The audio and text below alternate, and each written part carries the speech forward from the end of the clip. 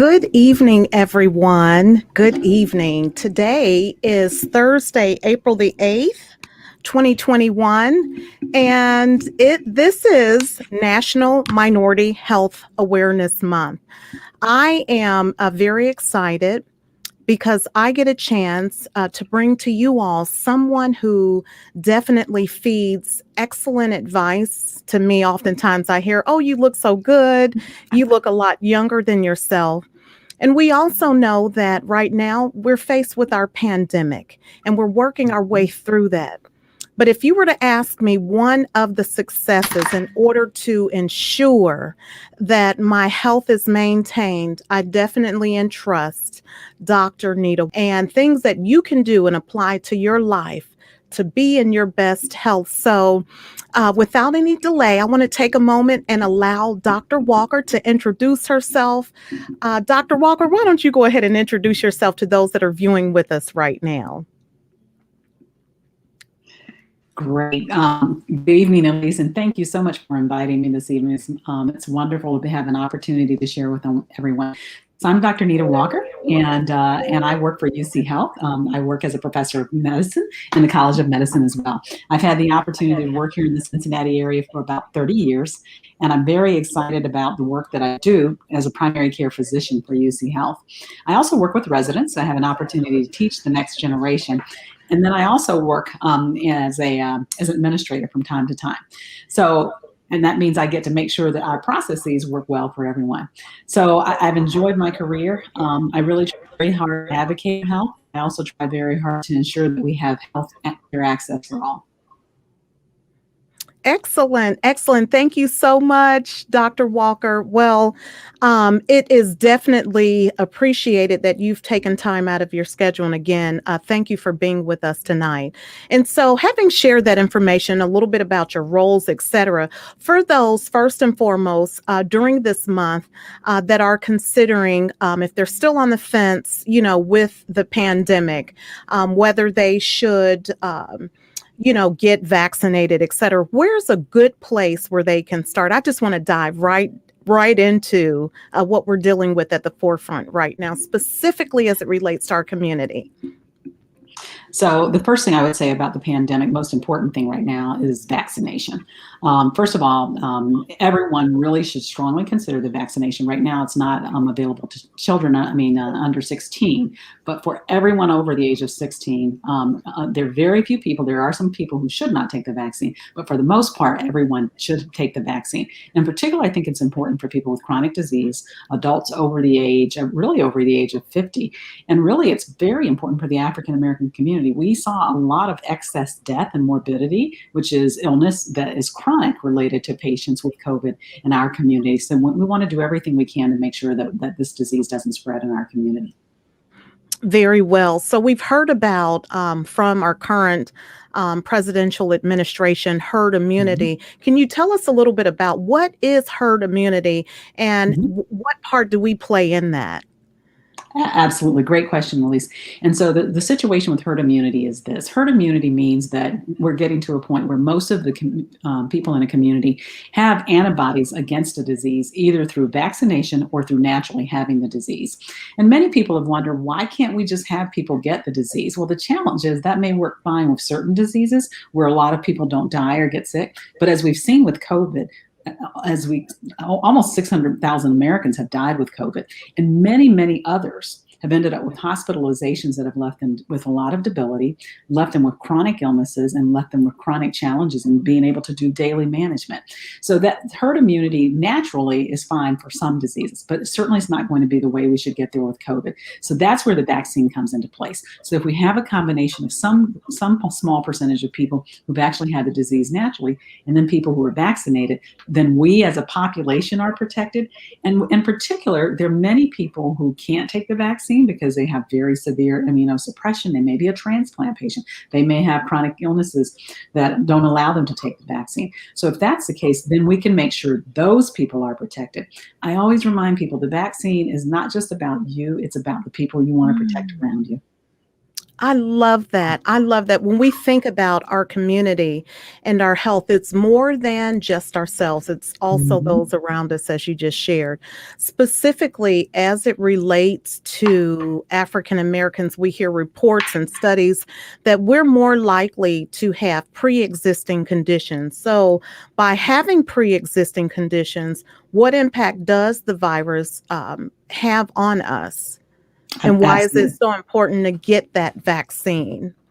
So important to get the vaccine because what we've seen with COVID, one of the things that was early identified is that people who had diabetes seem to get COVID worse. And in fact, we actually have preventive treatments that we're giving to people with diabetes, some of them similar to what the former president used. So those treatments are available to all. And if you have diabetes and you get COVID, you should definitely talk to your primary care provider about getting access to treatments to prevent your disease from getting worse so that you don't end up hospitalized or on a ventilator or unfortunately even dying. So diabetes, for whatever reason, has emerged as a very big risk factor for developing COVID in a way that causes you to be very sick. But there are some treatments that are available, so it's very important. And if you have a doctor who doesn't have access, tell them get you to someone who does. Fortunately, here in Cincinnati, we do have that those therapies available at several locations, and particularly we have them at UC Health. So when I see a patient who has COVID but who also has diabetes, we get on the phone and we make sure that you understand there is an opportunity to prevent this disease from getting worse. But unfortunately, diabetes, we know that diabetes makes a lot of infections worse, and unfortunately, COVID is one of them where it seems to be the case. Thank you so much, Dr. Walker, for that. And, as we're talking about the pandemic, et cetera, and the vaccine, one of the things that I'm really excited about, I just heard today, is that there is a vaccine that's becoming available for those that are 16 and older through Cincinnati Public Schools Mhm, in conjunction with the Cincinnati Health Department. So mhm. parents did receive that information today, and that's something extremely valuable. You spoke a little bit earlier about those that who should not get the vaccine. Who Mhm. shouldn't get the vaccine? It's a very small group of people. There's a small group of people who may be allergic to some of the components of vaccines. But it's very small. Some people, excuse me, if you've had some allergic reactions to some other vaccines that are severe, you shouldn't. And then there's some people who have significant allergies, and I don't mean I might have a little allergy to penicillin. There are a number of people who have an allergy to a wide range of things, but those people are very few and far in between. So for the most part, and the vaccine now has been had across the world, we probably have almost 500 million people, if not more, who've had the vaccine. And we haven't seen large numbers of side effects en masse. Now, there's some mild side effects, but we haven't seen large numbers of major side effects. And so, for the most part, almost everyone should be able to get the vaccine. So I'll tell you, I am extremely grateful that through Cincinnati Public Schools, I was able to actually get the vaccine and got Excellent. both doses of Pfizer. And Uh-huh. so having that, and then being an example to my children, my daughter's in college, she signed up for the Mhm. Moderna because they're offering Mhm. it to college students. And then my son, he's getting his vaccine through Walgreens. What's Mhm. a good source to check to see where those vaccines are being administered? How should those who are eligible perhaps go about getting signed up for the vaccines? Absolutely. So there's several things in terms of good sources to find out where you can get your vaccine. Here in Cincinnati, a couple of things. I would always recommend that you call your primary care physician. Your primary care physician may be affiliated with an organization that's giving one. Let's say, for example, you're a patient of Cincinnati Health Department, then they can tell you where to get your vaccine. Most of big health systems have vaccine processes where you can actually sign up through the MyChart portals, patient portals. So if you have a MyChart portal and you are a patient at Christ, St. Elizabeth, or UC Health, you can go to your MyChart, go to the portal, and there'll be information for you to get a vaccine. Your pharmacies, Kroger, CVS, Walgreens, Meijer, all have vaccine availability. So make sure that you check with your pharmacist. If all of those avenues are not available to you, you can also check Cincinnati Health Department, and then you can check the Hamilton County Health Department. You can register on site at the website. You can also call 211 with the United Way, because if you don't have a computer and you don't know how to navigate the internet, you can call 211 and then the United Way can connect you. Finally, there's also Test and Protect, Hamilton County. That's all you have to put in Google or whatever browser you use, and that will get you to a website where you can, again, register and be on a list so that you can be notified where the vaccine is in your location near you. Oh, lots of great information. I love it, Dr. Walker. So, You're welcome. I mean, just very focused information. So, for those that, as we look at, getting signed up and helping to contribute to herd immunity and getting our vaccines, as it relates to our younger population, do we have any information about, how it impacts the younger population, students, et cetera? Are they being impacted? Are they affected by it? What information exists around our young students and children? Well, we do know that children oftentimes get milder diseases than adults, but here's the but. We have seen children who've gotten very severe illnesses from COVID, and unfortunately, we've had many instances around the country where some children have died. So most children will have a milder case because many of them don't have the conditions such as diabetes. Many of them don't have very high body weight or some pulmonary disease, and many of them don't smoke, thank goodness. And so they are not as high a risk, but there is an inflammatory syndrome that's been seen in children. And unfortunately, some children have gotten very, very sick. Right now, the vaccine is not approved in children, even as an emergency use. The trials, though, look very promising. Pfizer has their trial much farther along, and the trials look very promising. And hopefully, I am hoping, and I hope that all parents will agree, that we can get children vaccinated in the fall. If we bring children across the country back to school, we really do need a certain number of them vaccinated so that we can keep the schools open. Otherwise, schools will become major hotspots if we're not careful. Oh, good information. Very, very good information. So let's talk about PPE, protective equipment, wearing our mask, washing our hands, sanitizing. Is that still relevant now that people are getting vaccinated? Absolutely, now more than ever. And one of the biggest things we've learned this year about having people wear masks and washing their hands, guess what we had fewer cases of this year? We have fewer cases of the flu. It works. Wow. Okay, wearing a mask works. We had a year where we saw fewer flu deaths than we've seen in a long time. And people forget that the flu causes a lot of death annually, and we have a vaccine for it. All too many people choose not to take it. But again, remind yourself that I don't take this vaccine just for me. I take it for everybody around me. And so a lot of death we have related to the flu every year that really doesn't get talked about. So the bottom line is those practices, wearing a mask, many of us already wore a mask. And if we knew a patient was coming in, or if patient called and said they need to come by and they had a fever, we'd put on a mask automatically.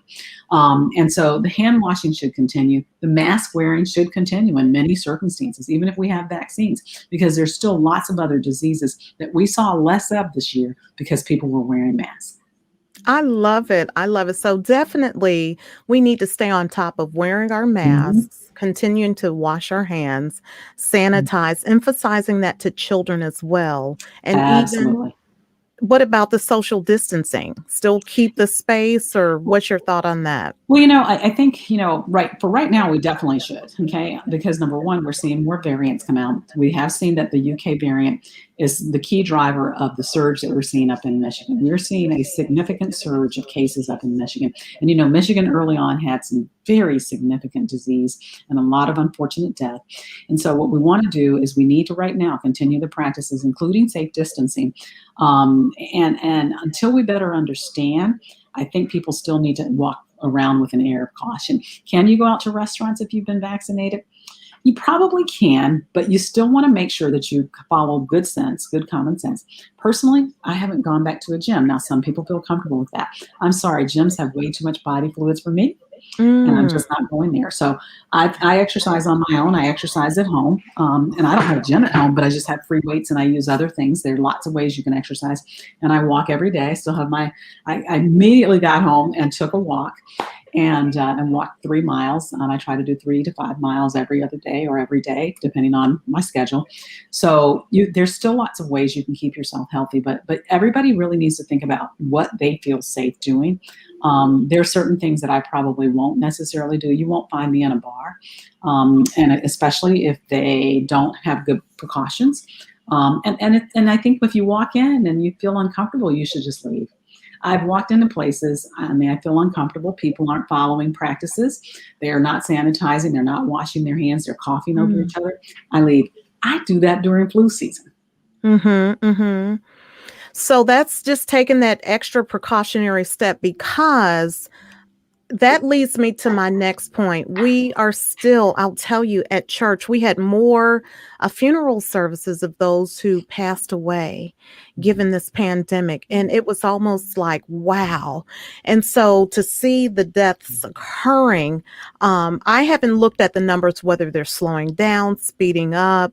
Do we know kind of what's going on as it relates to the severity of COVID and its impact on whether people are fighting through it or living? Do we have those numbers available to us? What's going on, Dr. Walker? So what's going on right now is, unfortunately, we're seeing a little bit of an uptick. We were on a pretty good downward trend, but along comes spring break, and we had people scatter around the country again. A lot of people went to Florida, and the thing is, we had the same scenario that happened last year. So what happened is COVID was confined to New York and the East Coast, and the West Coast, excuse me. A lot of people went to Florida for spring break, and Florida sent that COVID right back to the rest of the country. So we're still having a little bit of that right now. And so there is an uptick right now, even in Hamilton County, there's an uptick in COVID cases, and there's definitely an uptick around the country.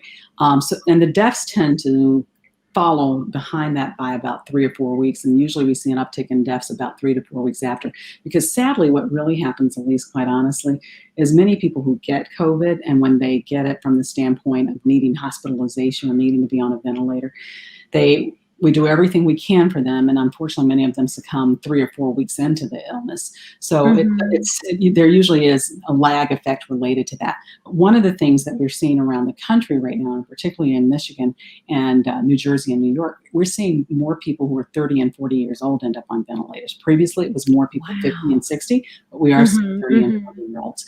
So I think everyone should recognize COVID has not gone away. And until we get way more people vaccinated, we really need to continue some wise practices. Oh, very good information. Extremely good, because now the weather is starting to warm up. People are, hey, let me take a trip. So we need to take those extra steps to be cautious and safe. And, for those that are anxious to get out and that want to travel, do you advise against traveling, or what's your suggestion in terms of how to handle traveling, since, it's ongoing and it's been quite a while, and, that anxiety for some has set in? Everybody's itchy to travel, and here are a couple of things. If you're thinking about traveling, these are some things I would suggest for you. Number one, think about where you're going, okay? Don't go to a COVID hotspot. Number two, think about the resources that are available where you're going. Okay, many people choose to travel places that don't have good resources. And sadly, I know someone who is in another country in a hospital with COVID. Okay, not an easy thing to do. And fortunately, this person traveled to a country where they have great resources, but every country doesn't have equal resources to actually help you if you get COVID in that country. So you need to really make sure that you're careful about traveling and assess whether or not the country has certain a hotspot. We do that with other diseases. I wouldn't have gone to a place where Ebola was active. So it's not anything different that you would do. It's good common sense. You should always check when you travel the CDC website. They have something on there for destinations. Whenever you're traveling somewhere where there may be some disease, you should always check the website, because there are places where we've had cholera outbreaks. There are places where we've had typhoid outbreaks. There are lots of things you can get when you travel. And for some reason, we lost a sense of that over the past few years. The other thing I think that's important, take your PPE with you. Don't assume that you'll be able to get hand sanitizer where you're going. Don't assume that you'll have ready access to masks. The worst thing is to find out all of a sudden that you're on a cruise ship or you're at a resort and lots of people have COVID, and nobody's prepared to give you any PPE. Take your PPE with you. The other thing, plan activities that are mostly outdoors. I think that's really important. Be careful about doing a lot of indoor activities, particularly, again, if COVID is circulating in the community.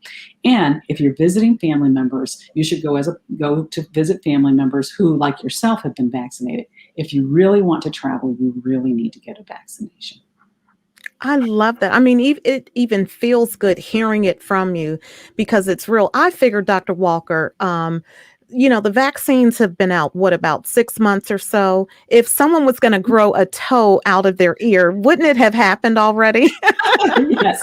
I mean, and there have been a couple of serious complications around the world. But like I said, mercifully, for the most part, this vaccine really has performed well. I will assure you, compared to some previous vaccines, this vaccine has performed well. And I know that there's always a lot of vaccine hesitancy and some skepticism. I would ask those folks to please just take a minute and really think about what your hesitation is. And think about what your goal is. If your goal is to keep your family members safe, then consider the vaccine. If your goal is to contribute to wellness in your community, then consider the vaccine. And if you're involved or interacting with others, I think it's good to consider the vaccine as well, because it may not be you giving it. It could be you, contracting it. So having said that, as we look at the 4 types, at least that I'm aware of, and please help me with this. I know that there are, can you walk us through the types of vaccines that exist that are out and available today? So the COVID vaccines that are available today, we have Pfizer and Moderna. Pfizer is the one that you take one and then another in 3 weeks. Moderna is one and then one in 4 weeks. Both of those vaccines are fairly similar. One of the things about those vaccines is that a 2-shot vaccination, and they have significant requirements in terms of cold storage, which is one reason why it took a minute for everybody to be ready to vaccinate. Many locations and facilities didn't have the refrigeration requirements. Johnson & Johnson has become very popular because a lot of people only want one shot. This is the thing, my feeling about Johnson & Johnson, I know many people say I want to wait. What I would encourage everybody, please, if you can, and if you have transportation and you're more able-bodied and you're not in a facility, please go ahead and get the other vaccines. I prefer that Johnson & Johnson is given to people who don't have transportation, who are homebound, and who have many structural issues that prevent them. And in fact, I would make an appeal that everyone should call their legislator and say, we would like Johnson & Johnson given to people who are incarcerated. Okay? People who are incarcerated have been devastated by COVID. There's been lots of death. People for those who are incarcerated and who work with them have also been impacted. I mean, there are several populations that, in my opinion, we really should be giving the Johnson & Johnson vaccine to. And I know many people would see that as a political statement. It is a public health safety statement. We need to make sure that we vaccinate people in facilities, and they don't have the opportunity necessarily. And older people who have disabilities, they don't have the ability to move around and get vaccine from multiple times. So I would really like to see us preserve Johnson & Johnson right now until we have more of it. And that there were some issues with they had to get rid of some of their doses. I would really like to see us make sure that we get that. But Johnson & Johnson is a popular one right now because it is one shot. One of our amazing school teachers has been around for 20 plus years, says excellent information. Thank you. She works with students over at Schroeder under the direction of Mr. Williams there and his team. So those 4, and my interpretation of what you were saying in terms of getting either Pfizer or Moderna is because Johnson & Johnson, its effectivity rate. Is that correct? Am I drawing off of what you're saying? What's your reason why you're saying? What I think is you should get the vaccine that's available to you. Okay, I got you. I don't think there's any preference. I'm just saying a lot of people are saying I'm waiting for Johnson & Johnson. Don't wait. Go get your vaccine. That's the point. So they actually are all equally effective in preventing death and hospitalization. There's a slight difference in terms of antibody, but they're all equally effective in preventing death and hospitalization. And I know some people have needle phobia. I get it. And that's why they only want one shot. But the best vaccine is the one that you can get within the next week. I love Wherever it. you I can get love that, it. find it. So, for those that are viewing, if you can go back on my website, if you're, excuse me, not on my website, on my Facebook page, our church, New Prospect Baptist Church, did list out some of the locations over a period of time where you can get those. Do visit the Cincinnati Health Department to see where those options exist. And then if you have a student, a child that is a student that is the age of 16 and older, just today we got some amazing, great news. And I love that our district is leading with this because it is wonderful. They'll have 2,600 vaccines available this Saturday down at the Duke Energy Center. Excellent. Free parking. And for those the parent does have to be with the student. That is absolutely excellent. Register your child, check your email. You may have gotten a robocall, but all of that information really does contribute to their health and their success as well. As I get ready to close, because we're going to make sure that we respect your time. I know you're super busy. No problem. It's my pleasure. We're 26 and a half minutes in, so I've got about 3.5 minutes left. I always like to allow our audience to connect to whoever is live with us. And for me, these are really great words that I think of often. And you've seen me through major stages and transitions in my life. And I so thank God for you. I'm strategic and I'm purposeful in who I allow to feed into me. My mama raised us, that my parents raised us. You can't eat everybody's food. Right. And I think it's the same way. You can't take their advice. You can't, but I just so appreciate you. You're very educated. You're a standout. You are a leader in our community. You're example to other young aspiring ladies. And there's several of them at North Carolina A&T where I attended who are matriculating into medicine. Okay.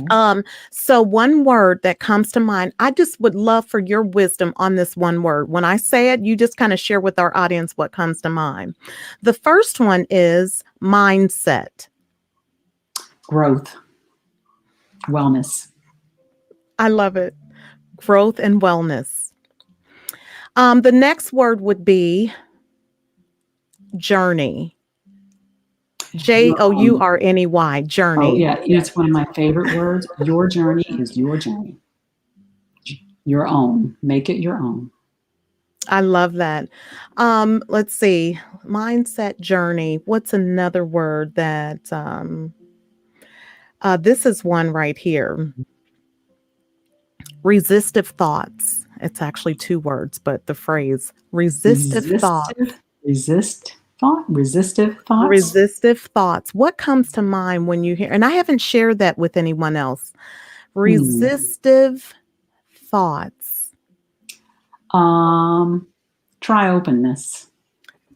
I love it. Yes. And again, this is the candidacy that I like because our audience gets a chance to just hear a non-scripted, positive format. And I think this is extremely helpful.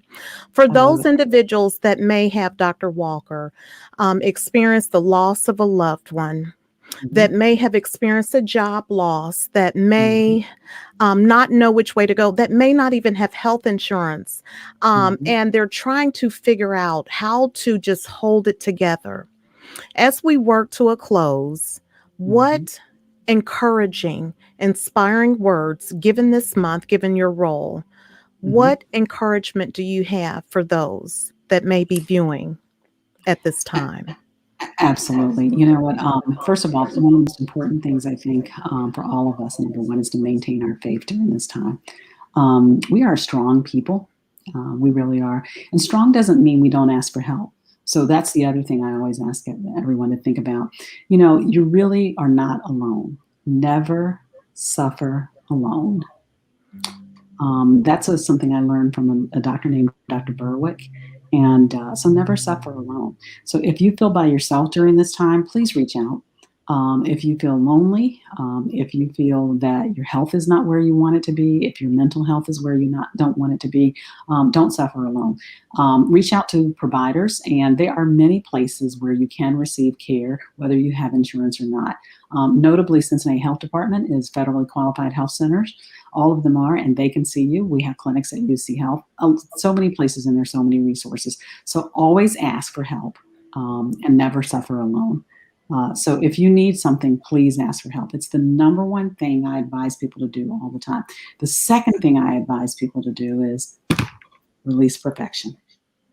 There is no perfection. I love And it. you don't need to spend your time and your wheels trying to be perfect all the time. A lot of us worry about all these other things because we want things to be perfect. There is no perfect. There's no perfect house. There's no perfect spouse. There's no perfect car. There's no perfect job. That doesn't mean you don't change those things if they're not working for you, but they will not be perfect. And so release perfection, and especially don't impose perfection and expectations of perfection upon yourself day in and day out. So get help, get support, find your community, find your champions, and make sure that you release perfection day by day. Dr. Walker, thank you so very much. I know that our viewing audience has absolutely enjoyed hearing. I'm seeing the likes, the hearts that are coming up. This is going to be posted on Facebook, on my Elyse Empowerment page, on my personal page, on LinkedIn. It will be on my page as well, and then on YouTube. I so appreciate you sharing this time for our viewing audience. Right after Dr. Walker, I'm going to transition because we have her backstage. We call her Dr. Keisha. She's going to come. She is a yogi, a vegan, a counselor with mental health. She provides resources. Her background is psychology. So stay tuned. We will have a nice gap. Dr. Walker, thank you. I'm extremely grateful for you and so appreciate your time. Thank you for joining us this evening. Absolutely. My pleasure. Thank you, Elyse, for having me. And I appreciate that you're doing this wonderful work. See you later. Thank All right, you. Okay, bye-bye. So, everyone, what I am going to do is bring forward our next guest. If you'll give me just a moment here, I'm going to transition. So we should be starting up here shortly. We're actually right on schedule. I was anticipating somewhere around 9:30 transitioning. So just give us a couple of minutes and we will move into our next segment. Thank you so very much.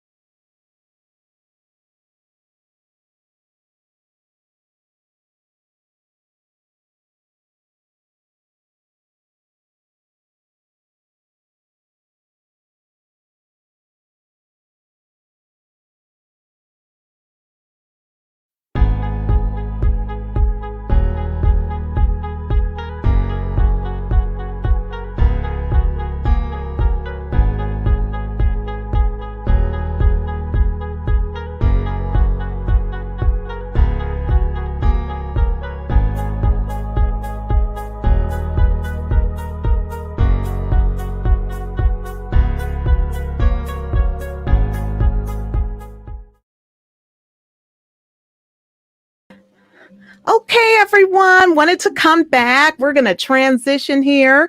And as we do, I want to just kind of ramp up our energy. We just heard from Dr. Nita Walker. If you have not gotten your vaccine, if you're not registered, make sure that you plan to do so.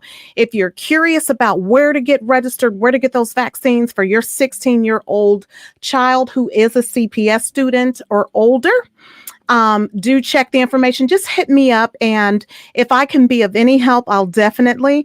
But without any delay, it is my honor and my pleasure to bring to everyone viewing live tonight, Keisha Jenkins. And Keisha, go ahead and introduce yourself to everyone. Well, yes. Again, I am Keisha Jenkins.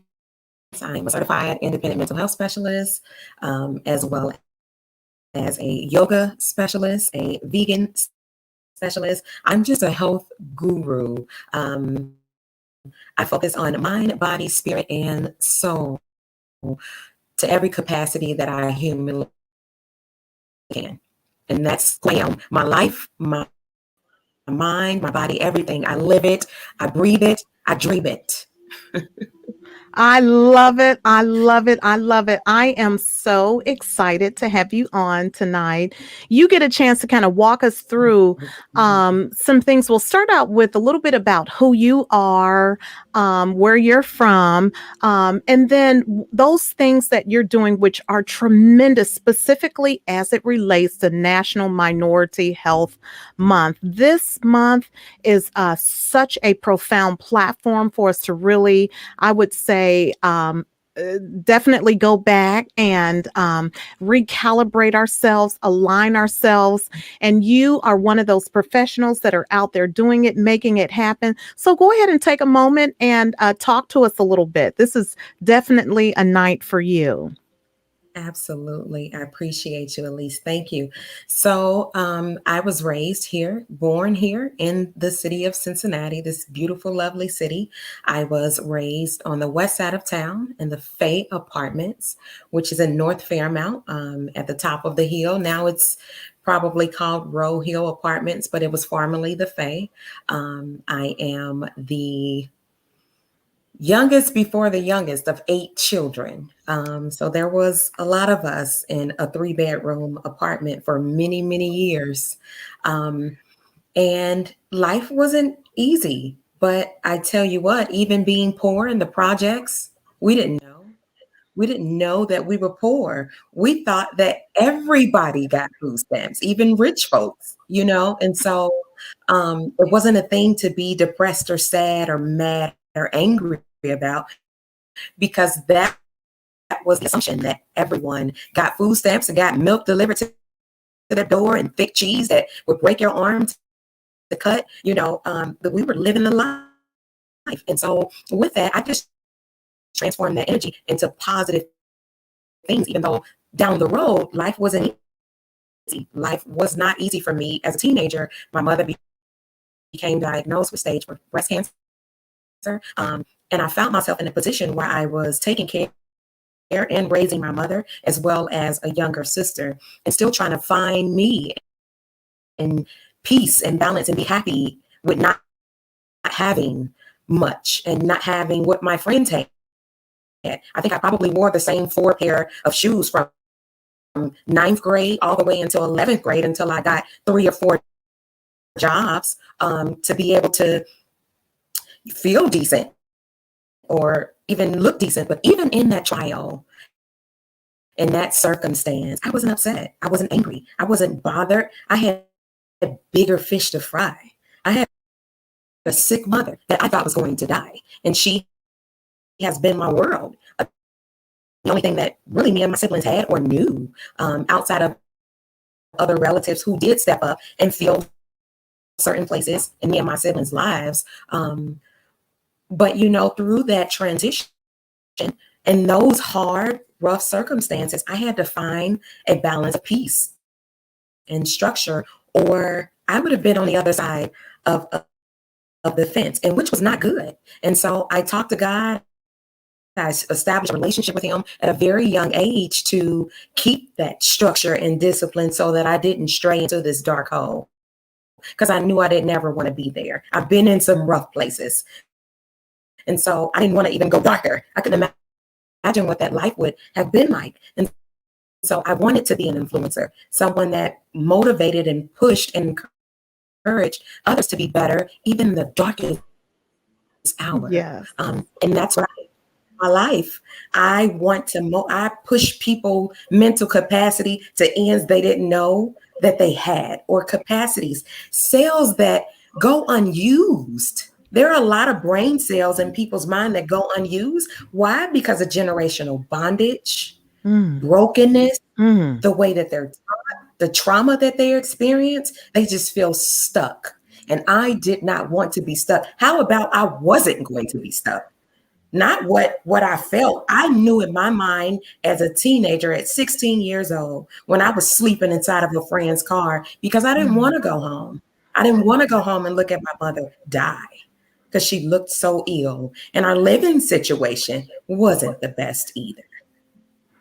And I knew I wanted better. I wanted to be better. I wanted to be stronger for her, for my younger sister. And I got to a point where I just wanted to be there for everybody, including God, the most important person in my life, the foundation of my spirit, the foundation of my soul. I wanted as a teenager to wake up and do things for the will of God, because that was all I had. That was all I could think about at that young age, struggling so bad and struggling so hard to get even underwear. I mean, you'll be amazed that so many people have those different struggles and don't know how to mentally overcome them. And so I knew that God wanted to put me in a place where I can rebuild minds and souls to think differently, to step outside of that trauma, to step outside of that darkness, and to believe there is light at the end of that tunnel. There is. If you keep walking and keep moving, it's there. And I knew I wanted to get there. And I'm here. I'm not perfect. Just like Dr. Walker said, it's releasing imperfection and that thought that life is going to be perfect. No, but it can be peaceful.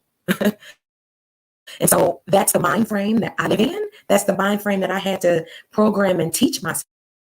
And it was very, very hard work. But I'm here and I love enjoying seeing people grow in their minds and building other brain capacities beside what you know. What else is out there? There has to be something other than negative thoughts, dark energy, depression, anxiety. There has to be something greater. But guess what? It's not just going to come to you. You got to go to it. Like peace is just not going to find you. You have to go find it. It's not going to come to you. God doesn't just throw blessings out of the sky. He sends other people to you to bless you. And so that's just the tale of my life, the tale of my story, where I am and where I'm going.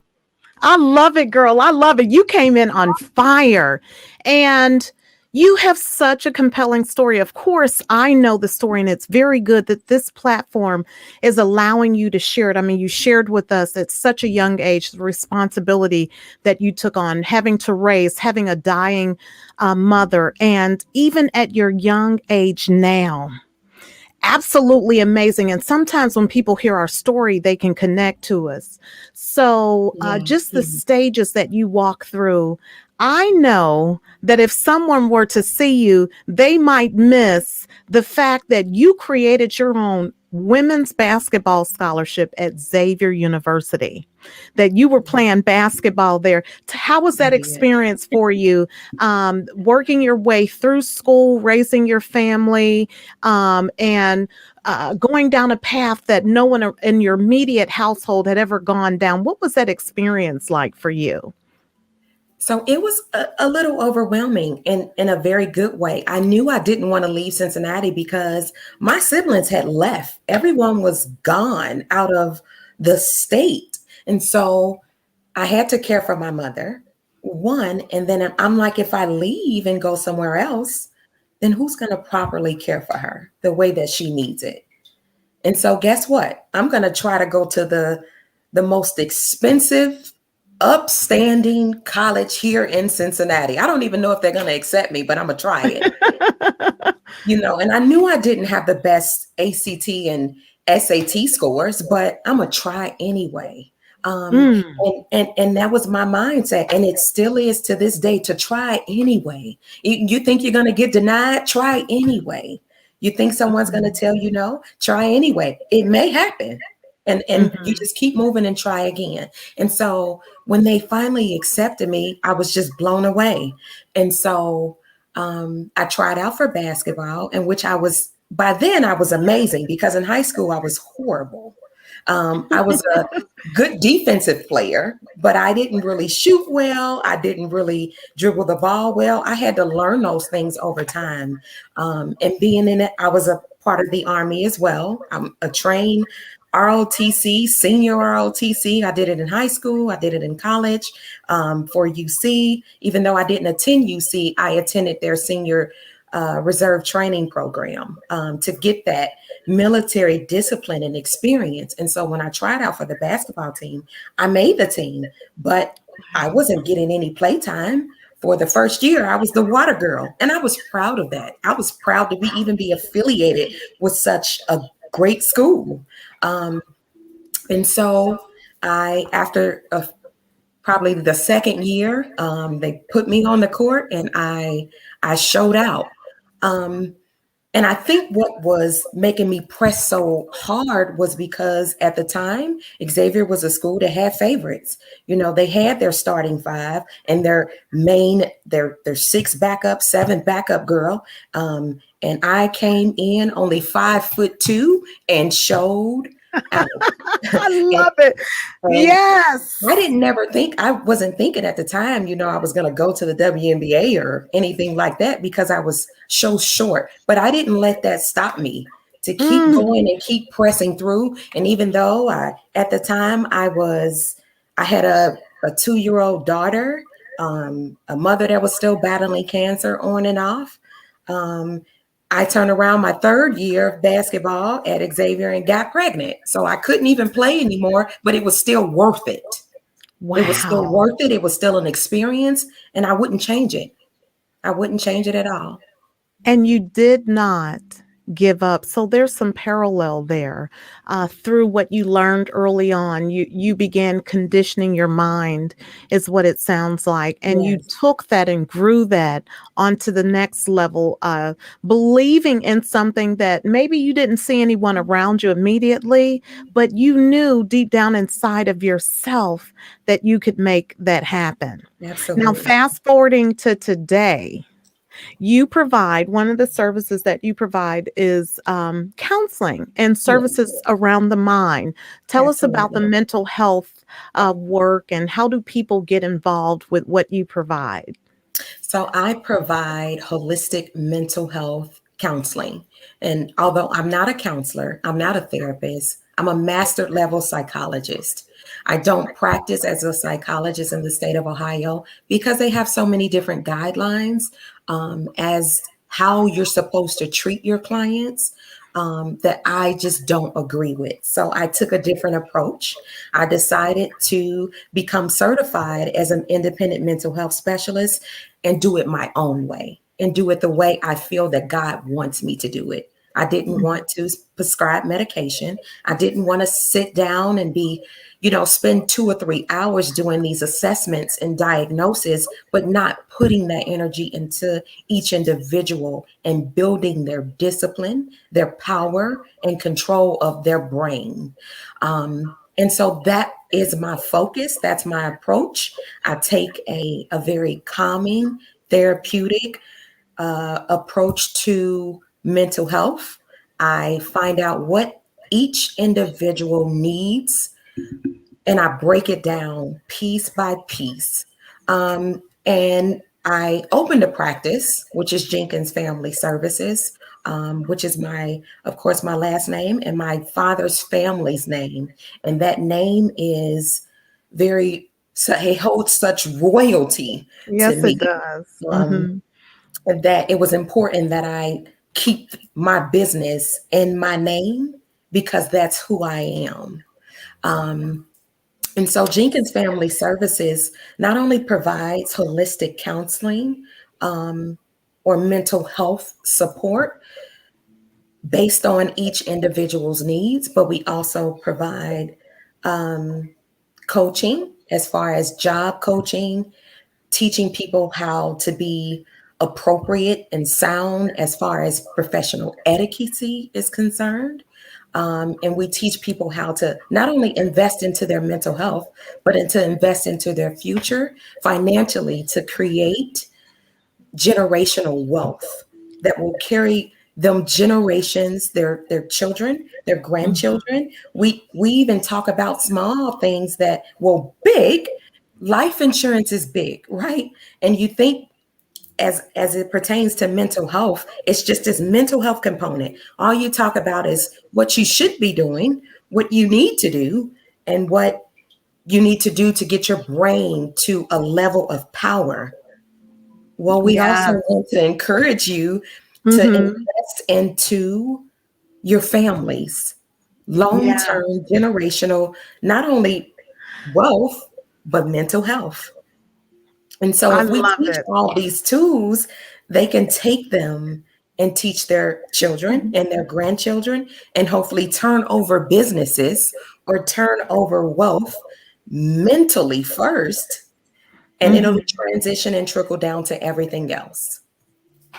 I absolutely love it, Keisha. Yes. So, um, they can definitely get in touch with you. We can put your information on here, how they get a hold of you, etc. Now, so in addition to those services, you have been seen doing some amazing work with creating meals and vegan only foods, dishes. Tell us about your vegan meals, the benefits, how you got into it, and then how do we, order and engage and just, kind of guide us through the vegan aspect that this journey that you're on. Okay. Well, it was about 3 years ago. I had a hysterectomy because I was just suffering from some hormonal issues that appeared to just be taking over my life. The level of pain and intensity that I experienced during those monthly cycles was just too much. It was becoming draining to where I was almost needing blood transfusions. And Mhm. these are the same experiences that my mom had experienced before she was diagnosed with cancer. And I'm Mm. like, whoa. So after Mhm. doing research, and I sat down to read and write and learn more about cancer and illness, Mhm. obesity, and just the importance of lifestyle and what Mhm. we consume. And Mhm. so there was a saying, and still is, that you are what you eat. And Mhm. that is exactly right. And my way is not to try to conform people into veganism. It's a choice. And Mhm. so all I do is provide the reasons for why I became vegan and why. And so after I had the hysterectomy 3 years ago, I noticed that I could not really digest meat very well. Mm. And I got to that by doing several observations, experiments on my body, where, I would eat only a plate of meat, maybe all chicken, no vegetables, baked, fried, broiled, whatever. And I would be in extreme pain and Mm. agony and discomfort. Mhm. And I would eat a plate of vegetables the next meal or day. And I wouldn't experience that because at first I thought it was the hysterectomy. Maybe it's just pain when I eat. Mhm. It Mhm. didn't register that it could have possibly been what I was eating. And Wow. so once I did that experiment, I did that for about 4 days. And I realized that between even chicken and fish, some meats that are really not as harsh on the body as some others, like red meat or pork and things like that, it still bothered me. And Wow. and to take a step back to say, I was already becoming grossed out by meat. Um, when I would bite into a piece of chicken and see the vein, I'm like, Mm. it began to freak me out. Like, I shouldn't be Mhm. eating this poor thing. Why do Mhm. you have to Mhm. go through so much trauma and pain? Mhm. Whatever it is he or she had to go through to get to this You place. are funny. Yeah. I'm like, I'm not liking this idea anymore. I'm just not liking the idea and the fact that my body no longer liked it. it was just time to transition. And so I decided to go vegetarian for a week. But I realized even going vegetarian, I was still hurting. So it was Mm. something I was still eating some byproducts or something that had some type of animal products in it that was still hurting me, and it was dairy. Mm. And so I said, well, I'm going to go vegan for a week. Mm-hmm. I went vegan for a week and never turned back to eating animal products, Wow. artificial flavors, colors, byproducts, nothing. I am totally plant-based, and I am even the strict vegan who really don't eat a lot of vegan substitutes. I leave that for people who are transitioning and who is in that place where it's harder to totally transition. I leave that to them because I've gotten to a place where I make things from scratch. I can make mock chicken meat from scratch with just chickpeas and jackfruit. Mm. Okay. And so the idea was I was cooking so much and I was doing it so well that my fiance was just like, you should just cook, get a YouTube channel or open a restaurant, do something, you know. I didn't think that that was something that I could do. I have a lot of different skills, but I'm like, I don't know about selling dinners. I don't, you know, I don't want to get into that aspect of it. But I enjoy cooking so much. I said, why not? So tell us about some of the meals that you prep that are vegan, maybe some of the contents for those that may not be aware of what vegan meals consist of. Give us a few examples of what you prepare. Okay. Well, I started Wholly Vegan, which is, it was a base kitchen restaurant out of my kitchen, but I had to put that on hold to look up locations. I'm in the process now of trying to find a location for Wholly Vegan because it became very overwhelming with everything that I have for the business. Mm-hmm. But some meals that we do create is a jerk chicken with rice. It's kind of like a Caribbean style meal, if you will. So it's rice and peas. It's a jerk chicken. It's mock chicken made with, you know, vegan plant-based ingredients as well as cabbage, and then it comes with plantains. And so, Ooh. of course, all you do is let those plantains ripe. You cook them in some butter or some oil, and there you go. The cabbage, you cook the cabbage the way you would any cabbage without, you know, any adding any meat, any animal meat to it. But they also have substitutes that are, you know, in that meat texture like that you can Mm-hmm. add to it as well to give it more flavor. Everything is about seasoning as a vegan. I mean, there's a misconception that being vegan is all we eat is vegetables. Well, that's correct. But you don't, Mm-hmm. people don't know that you can break down fruit and vegetables and put them together and make a burger out of it. Wow, wow. So if they want to learn about the meals, that's, you know, online that they can find out as well. Yes. Tell us about the yoga. I've seen you on your head and just making it look so easy. Tell us about the yoga. And so yoga is my meditation. I do it, if not every day, every other day. Mhm. Yoga is another one of those mental releases that Mhm. gives you substance. It gives you Mhm. balance. If you Mm. allow it to enter you, if you allow it to relax your brain for just one moment, you'll recognize the difference. And there are people who never done yoga before. They come in the first day or for the first time and they absolutely love it. I got into yoga when I was training in the Army. I was based down in Fort Knox, Kentucky, um, on a training mission, and they would have a young lady come in and teach us yoga. And a lot of people were side eyed, like, I don't want to do that. I don't have time for that. You know, that wasn't the thing. You don't come into an army base trying to teach yoga. We shoot here. you know. So we're trained how to jump fences and fight dogs. We don't not yoga, but there was probably 4 of us that signed up, and I absolutely enjoyed it. And from then I never stopped. Um, and over time, I got better and better and better. And people think it's a weight thing. You have to be under 200 pounds to be able to lift your weight, or you have to be 150 to be able to flex your leg and to your head, Wow. or be able to make your forehead touch your knees. And all it is mental. Mm-hmm. Mm-hmm.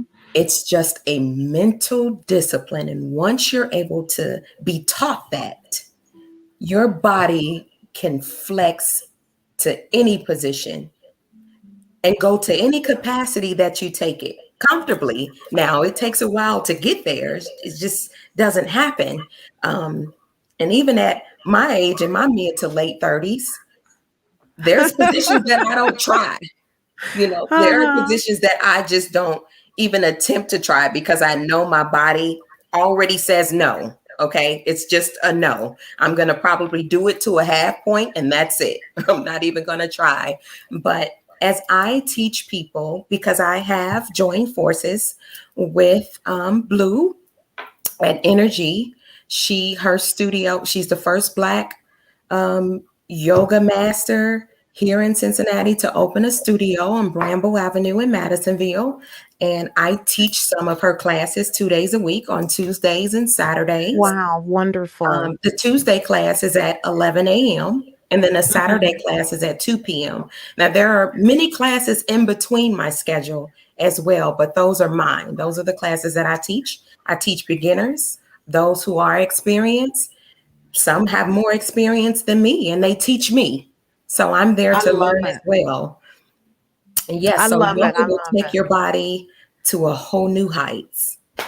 Well, we have definitely, you have shared multiple different perspectives, a little bit about your story, the different areas that you're operating in, definitely the entrepreneur. You're really doing extremely well. I just want to let you know during this pandemic, a lot of people could easily take their current situation and look at it in a not so good light, but you are an example.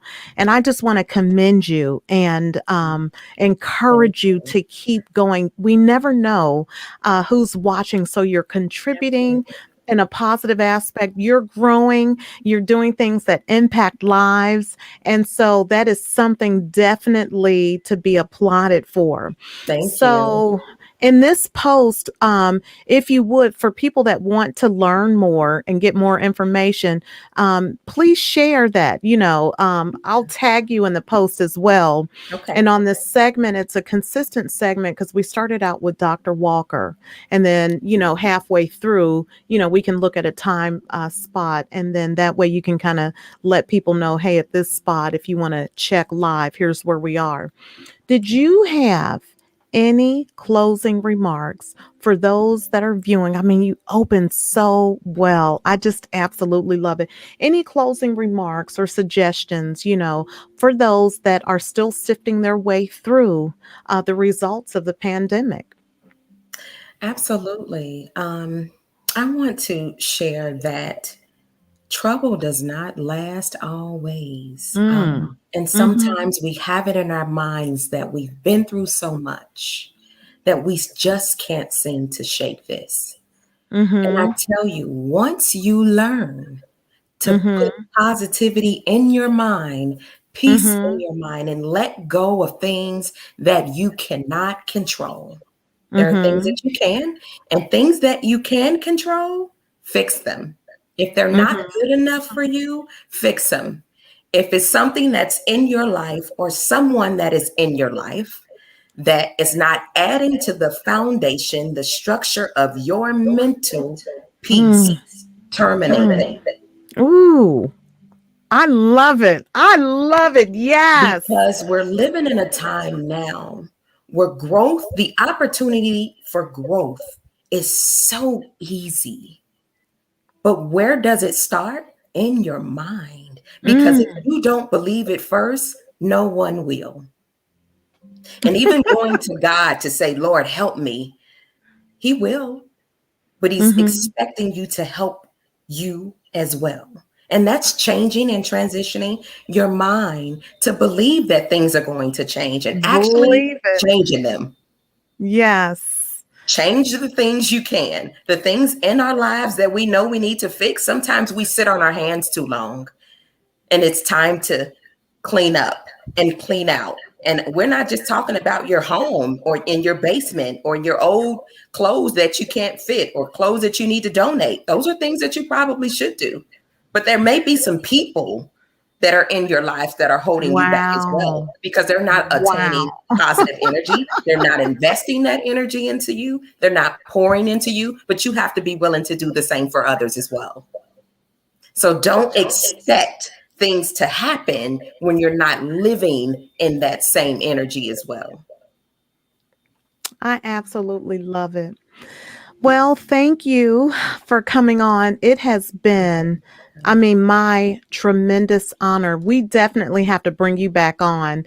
And I think it would even be nice that during one of your sessions or meal prep sessions to maybe show some live, maybe we can share Absolutely. videos that would, because we still have the whole month. This is just the first week. Okay. And, we've got people when the weather got warm that didn't have AC on in their homes. I mean, it's just all Yeah. kinds of stuff that I, Yeah. hear and, try to help individuals through. But I so hope that for those that are tuning in, this is Elyse.